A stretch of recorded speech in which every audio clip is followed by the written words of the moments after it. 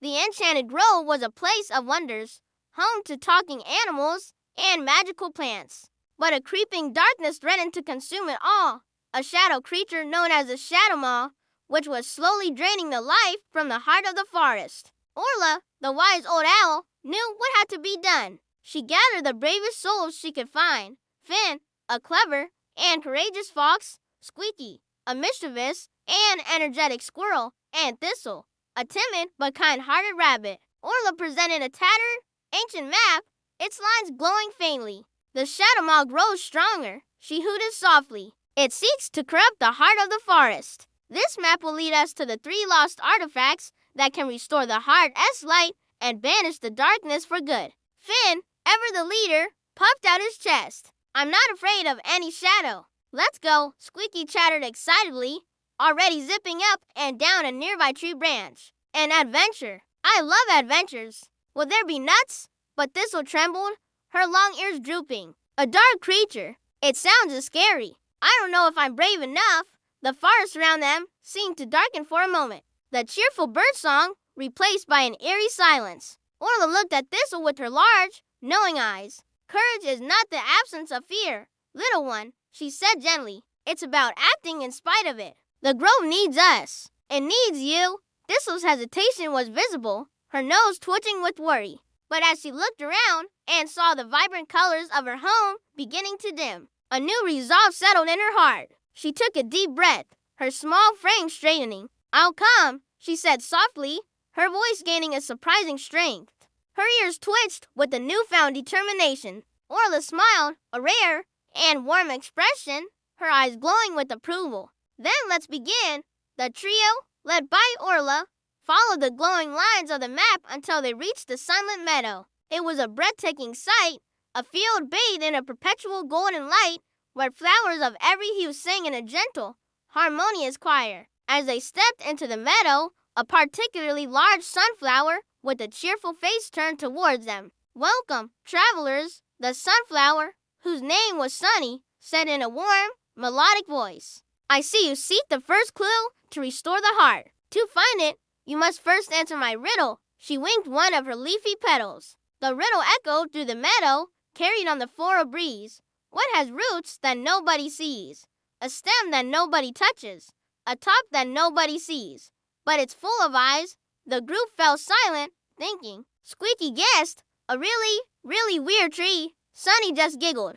Thistle thought about all the plants she knew, but none seemed to fit. Finn, however, paced back and forth, his brow furrowed in concentration. Roots, stem, top, and eyes, his own amber eyes, widened in realization. A flower, he blurted out. The seeds are its eyes. Sunny's smile widened. Correct. Very clever, little fox. But that's not all.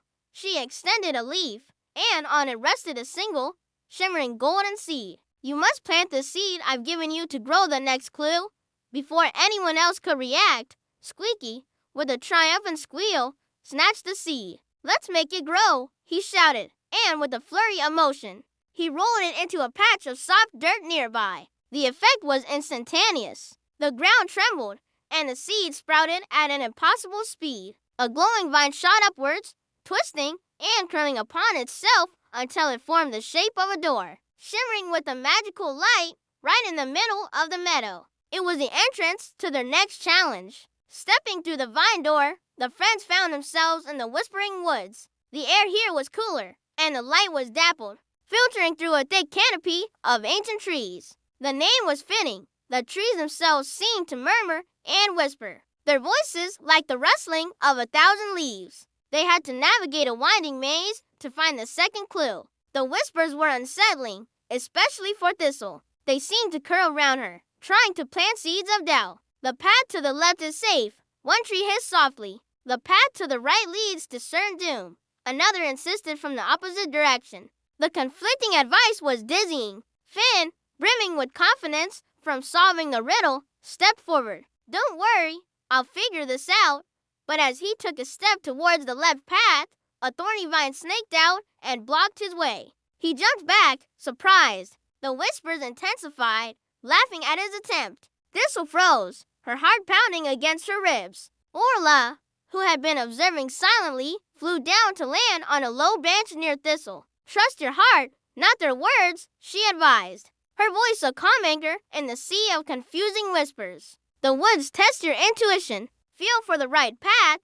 Thistle closed her eyes and took a deep breath, trying to block out the deceitful voices. She focused on the feeling of the air, the warmth of the light. She could feel a faint, comforting warmth coming from one of the pots, a gentle pull that felt honest and true. The whispers trying to lead her astray began to fade into background noise as she focused on that feeling. "This way," she said, her voice quiet but firm, pointing down a path that looked no different from the others. She led the way, and as she walked, the whispers around her quieted, replaced by respectful silence. At the end of the path, a magnificent oak tree stood, its leaves shimmering with the soft light. As they approached, a single glowing acorn detached from a branch and fell gently into Thistle's waiting paws. The acorn pulsed with light, and on its surface, a new section of the map appeared, showing the way forward. Squeaky, ever the joker, and relieved to be out of the confusing maze,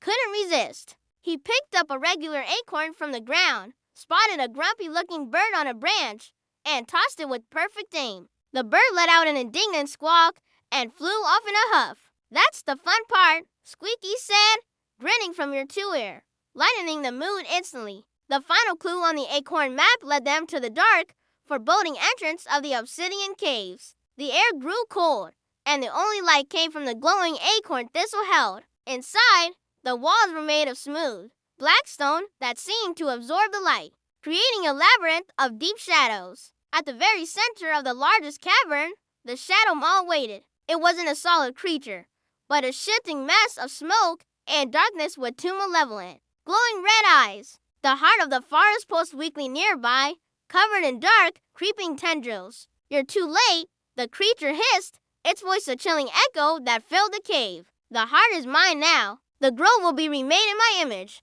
Finn, ever the brave one, stepped forward, his fur bristling. "We won't let you."